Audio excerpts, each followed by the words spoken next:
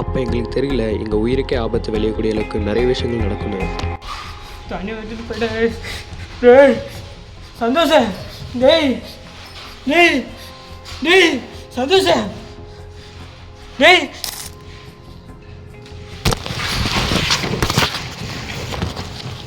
டேய் டேய் டேய்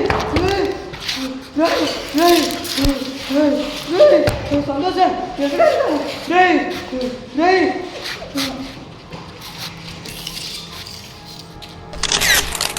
கோபால, கோபால, கோபால, எல்ரா, கோபால, எல்ரா, எல்ரா.